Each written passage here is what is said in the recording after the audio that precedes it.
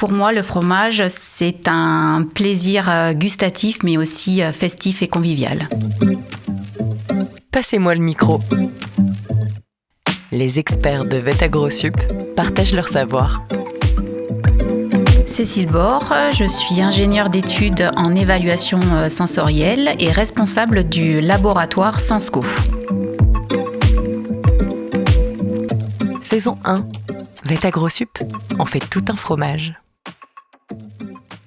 Alors les qualités sensorielles d'un fromage vont définir un petit peu la carte d'identité, c'est-à-dire basée sur différents modalités sensorielles, donc aussi bien son aspect, donc qui vont concerner sa forme, sa couleur, l'odeur, le goût, sa saveur salée, acide, amère et également sa texture. On pourra parler de texture fondante, collante, pâteuse. Ces qualités sensorielles vont se construire tout au long de la vie, on va dire, du fromage, c'est-à-dire de sa conception, donc du lait, ensuite de l'impact, comment sont nourries les vaches, comment est collecté le lait, et ensuite il va y avoir un impact du savoir-faire du fromager, le savoir technologique.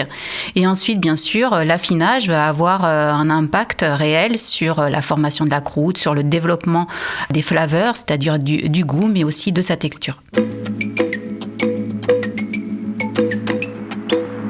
Alors pourquoi c'est important de connaître et de caractériser ces qualités sensorielles ? Eh bien déjà, ça, comme je l'ai dit au départ, ça permet d'identifier, de définir son profil, sa carte d'identité, de voir comment moduler ses matières premières, le savoir-faire pour obtenir des qualités sensorielles qui correspondent aussi aux attentes des consommateurs, qui plaisent aussi aux consommateurs, et d'aider aussi les filières à avoir un outil pour le suivi, la maîtrise de cette qualité sensorielle.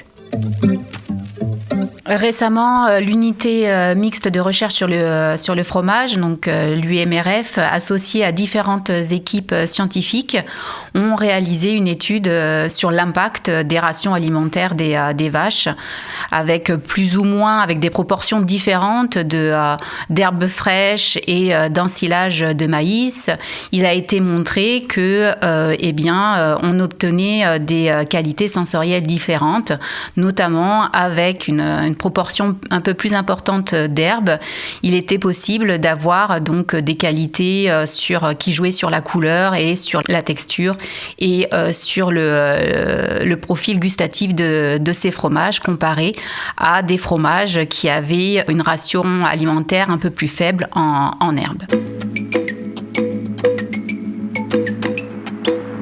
L'idée, ce n'est pas de faire des raccourcis ou d'identifier des bonnes ou mauvaises pratiques, mais dans un contexte de changement global et climatique, les chercheurs, les équipes essayent de trouver s'il y a des pratiques agroécologiques qui seraient le plus favorables à ce changement pour adapter ces pratiques, mais conserver la qualité sensorielle des fromages.